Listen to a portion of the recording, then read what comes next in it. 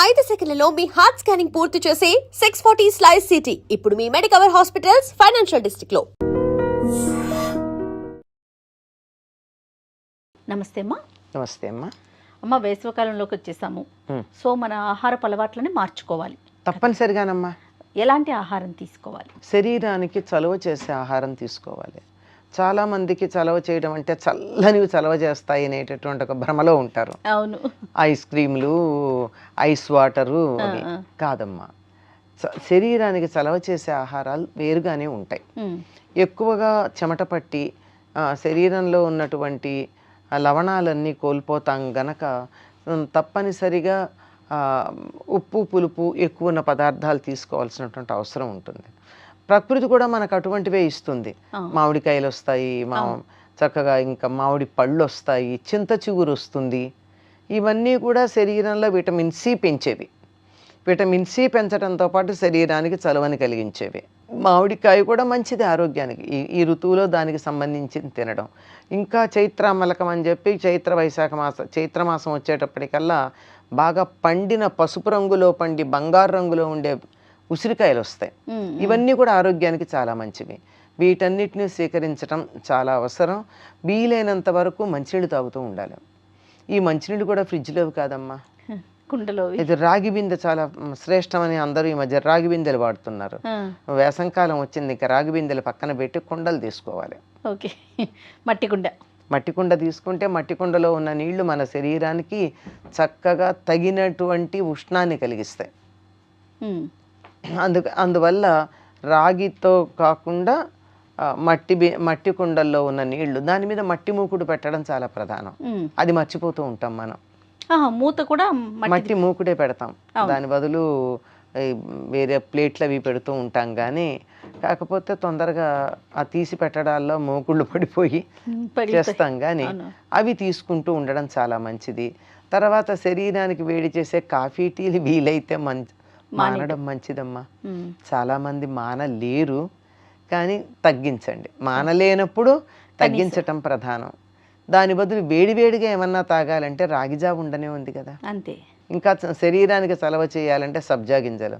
ఈ మధ్య chia seeds అంటున్నారు. రెండు ఒకటే దరిదాపుల్లో. ఏమన్నా వెరైటీలో తేడా ఉంటుందేమో కానీ రెండు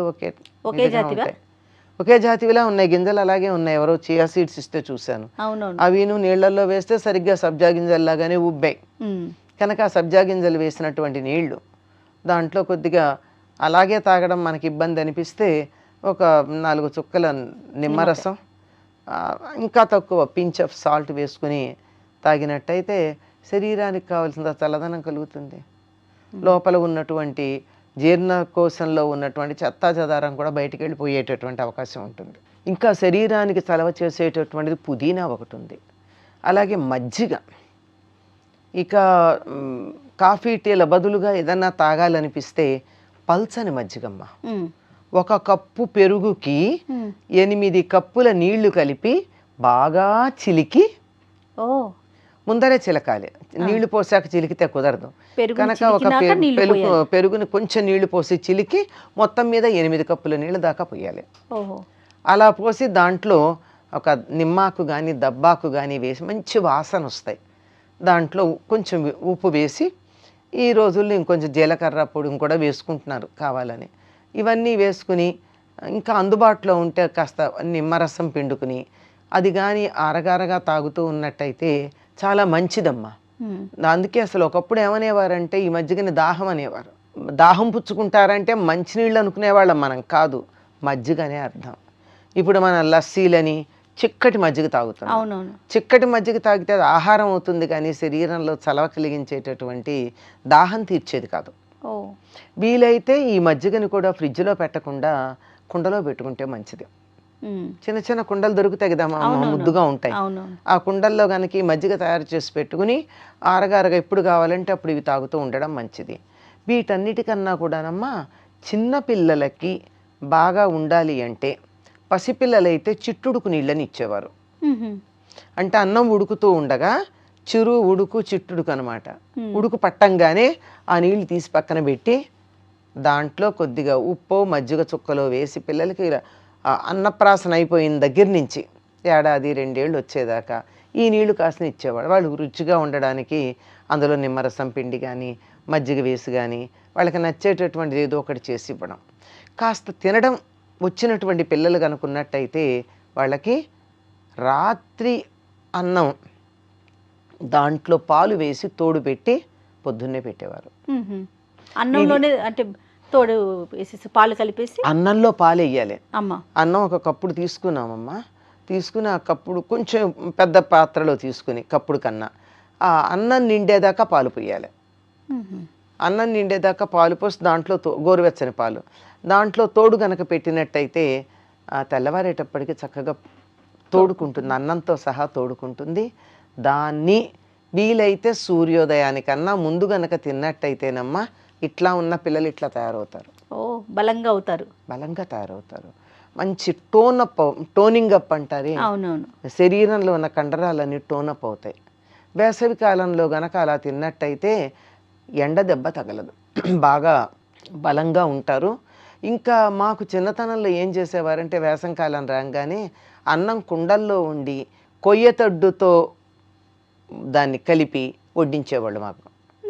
అంటే పొద్దున్నే చద్దన్నాలు తినేవాళ్ళం అమ్మా. ఈ రాత్రి పెరుగన్నం కొద్ది మందికి, ఎవరికైతే అనారోగ్యం ఉందో వాళ్ళకి. మిగిలినటువంటి వాళ్ళందరూ నిద్ర లేవంగానే మొహం కడుక్కోవడం, స్నానాలు చేయడం, 7 గంటలకల్లా తినేసేవాళ్ళం. మరి పడి అల్లరి చేయాలి కదమ్మా, తోటల్లో దొడ్లల్లో అల్లరి చేయొద్దు, అల్లరి చేయడానికి ఓపిక ఉండద్దు. అందుకని చద్దన్నాలు తినే అలవాటు ఉంది. చద్దన్నం అంటే రాత్రున్నది ఉంటే ఉండడం, అది కొద్దిగా ఉంటుంది, కానీ ఎక్కువ మంది ఉంటే ఎంత చద్దన్నం ఉంచుతారు. అందుకని ఈ కుండల్లో వండి చలవ చేస్తుంది. మేహపు ఉడుకు అంటారు, అది లేకుండా ఉండడానికి కుండలో ఉండి కొయ్యతెడ్డు, అసలు మెటల్ పనికిరాదు, దాంతో వండి మాకు పెట్టేవాళ్ళు. దాంట్లో ఏదో ఇంత గోంగూర పచ్చడో ఆవకాయో ఇంత నెయ్యి వేసుకొని, నెయ్యి కొంచెమే నెయ్యి వేసుకుని, ఇంత మీగడ కొంచెం నెయ్యి ఇంత మీగడ వేసుకుని తినేసి, ఆవకాయ పచ్చడి కానీ పండుమిర్చిలో కానీ మీగడ వేసుకొని తింటే అసలు వెన్న, మాకు వెన్న లేనప్పుడు మీగడ. వెన్న అప్పటికప్పుడు మజ్జిగ 6:30-7 లోపల నోట్లో నీళ్ళు వస్తున్నాయి. పొద్దున్నే 6:30-7 లోపల మజ్జిగ చేసేసేవాళ్ళు కదా, మజ్జిగ చేసేసేవాళ్ళు. అవి వేసుకుని పొద్దున చద్దన్నంలో మాత్రమే పెరుగు, మధ్యాహ్నం నుంచి పెరుగు వేసుకోవడానికి వీల్లేదు. మజ్జిగ అన్నాలు రాత్రి అయితే అసలు పెరుగు దరిదాపులోకి రాకూడదు, ఆరోగ్యానికి మంచిది కాదని. అంచేత ఎంత పాడన్నా ఉండనియండి, చిక్కటి మజ్జిగ వేసుకోవడం తప్ప అస్సలు మజ్జిగ ఉండేది, పెరుగు వేయడం ఉండదు. పొద్దున పిల్లలకి మాత్రమే వెన్నలు, పెరుగు ఇలాంటివన్నీ ఉండేవి. ఇవన్నీ వేసుకుని అల్లరి చేసేసేవాళ్ళు. మళ్ళీ మధ్యాహ్నం 11-12 లోపల పూజలు వంటలు అయిపోయి పెద్దవాళ్ళు భోజనం చేశాక వాళ్ళు ఎప్పుడు భోజనం చేస్తారా అని ఎదురు చూసేవాళ్ళం. మళ్ళీ మధ్యాహ్నం భోజనానికి 3 పూట్ల తినేవాళ్ళం అమ్మ, ఆనందంగా తినేవాళ్ళం. అయిపోయింది సాయంకాలం 4:30-5 కల్లా వాతావరణం కొంచెం చల్లబడుతోంది అనగానే స్నానాలు మొదలుపెట్టి, సాయంకాలం వేడి నీళ్ళ స్నానాలు, పొద్దున చన్నీళ్ళ స్నానాలు. దీనికి ఒక లెక్క ఉందమ్మా. ఎండ దెబ్బ తగలకుండా ఉండాలంటే వేడి నీళ్ళు స్నానం చేయాలి. అందుకని సాయంకాలం 4:30-5 అయ్యేటప్పటికి పెద్దవాళ్ళు టీ తాగుతూ ఉండేవాళ్ళు, మేము కూడా అలా చూస్తూ ఉండేవాళ్ళం. కొంతమందికి కాస్త కదా టీ తాగడానికి, టీ తాగేసో తాగకో పొయ్యి ఉండేది, పొయ్యి మీద నీళ్లు కాచుకునేవాళ్ళం. హాయిగా వేడి నీళ్ళు స్నానం చేసి 6:30-7 లోపల రాత్రి భోజనాలు అయిపోయేవి. బోళ్ళు మంది ఉండేవాళ్ళం. అందరం 6 బయట మంచాలు వేసుకుని పడుకుని ఆ నక్షత్రాలని చంద్రుడిని చూసుకుంటూ కబుర్లు చెప్పుకుంటూ ఎన్నో కబుర్లు, కథలు, కాలక్షేపాలు, కాకరకాయలన్నీ జరిగేవి. అంటే వాతావరణాన్ని బట్టి, పరిస్థితులను బట్టి కూడా మన ఆహారపు అలవాట్లు ఉండేవి, మార్చుకోవాలి. ఇప్పుడు ఇదే ఆహారాన్ని మనం స్కూల్ తెరిచాక చేస్తాము వింటర్లో అన్నది చెప్పలేదు. వింటర్ అయితే మళ్ళీ రాగి బిందెల్లో నీళ్లు, వేసంకాలం అయినట్టయితే కుండల్లో నీళ్లు, అంతే కదా, తేడా ఉంటుంది. ఇంకా మధ్యాహ్నం అయితే మాకు టిఫిన్స్ చాలా బాగుండేవి. ఏమిటవి? ముంజలు, తాటి ముంజలు. తాటి ముంజలన్నీ తిన్నాక మళ్ళీ మనకు కడుపు నొప్పి రాకూడదు కదా, అందుకని తొక్కతో ఉన్నటువంటి మామిడికాయ ముక్కలు తినాలి. దీనికి అది విరుగుడా? దానికి అది విరుగుడు. పైగా అది కూడా ఇబ్బంది కలిగించకుండా ఉండాలంటే 4-5 తాటి ముంజలు మామూలుగా తిన్నా అయ్యో 4-5 అంటే 4-5 కాయలు అనమాట. ఓహో. తిన్నా చివరి దాంట్లో మాత్రం దాని పైన పెచ్చు Layer ఉంటుంది, ఉంటుంది కదా. పెచ్చుతో సహా తిని ఓకే. అది తింటే అది కొంచెం అరుగుతుందన్నమాట. అయ్యాక మామిడికాయ ముక్కలు తినేస్తే అది బాగా అరుగుతుందని. పనస్తొనలు ఇవి వేసవి కాలానికి సరిపోయి. తాటి ముంజలు ఎంత చలవ చేస్తాయమ్మా, ఎంత బలం కలిగిస్తాయి. ఇలా కొబ్బరి నీళ్ళు ఇలాంటివి. ఇది వేసవి కాలానికి సరిపోయినటువంటి ఆహారం. ఇలాంటి ఆహారాలు మేము తినట్లేదు, పిల్లలకి పెట్టలేకపోతున్నామమ్మా. పల్లెటూళ్ళల్లో మన వాళ్ళు ఎవరన్నా ఉంటే వాళ్ళ దగ్గరికి పంపించేసేయడమే. అంతే అంతే, అక్కడైతే వీలవుతుందేమో. వీలవుతుంది. నేను మా పిల్లలందరికీ వేసవికాలం సెలవులు వస్తే నాకు వీలైనా కాకపోయినా పిల్లల్ని పంపించేసేదాన్ని.